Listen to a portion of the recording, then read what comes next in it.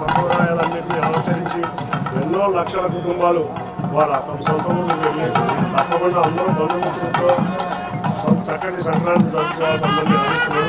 అంతేకాకుండా ఈ సంక్రాంతి రోజున మేమందరం కూడా మా ఆత్మీయులతో భోగి జరుపుకోవడం జరిగింది. ఈ భోగిలో జగన్ రెడ్డి ఏదైతే రాష్ట్రం మొత్తం మీద తన ఫోటోలతో ఉన్న పాస్బుక్ ఇచ్చి రైతుల స్థలాలను ఆక్రమించడానికి కుట్రపన్నాడో ఆ పాస్ పుస్తకాలన్నింటినీ కూడా ఇవాళ మేము అధికారికంగా రాజముద్రతో ఎవరైతే రైతు అయితే ఆ రైతు ఫోటోతో మేము పాస్ పుస్తకాలు ఇవ్వడం జరిగింది. ఆ జగన్ రెడ్డి ఫోటో ఉన్న పాస్ పుస్తకాలన్నింటినీ కూడా ఇవాళ రైతులందరూ ఒకటే డిసైడ్ చేసుకున్నారు. ఆంధ్రప్రదేశ్ రాష్ట్రంలో ఉన్న భోగి మంటల్లో ఈ పాస్ పుస్తకాలను తగలేయాలని.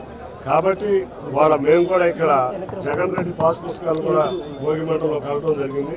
ఇటువంటి చెత్త చర్యల్ని ఆంధ్రప్రదేశ్ ప్రజానికి అందరూ కూడా భోగి మంటల్లో కలిపారని కోరుకుంటున్నారు.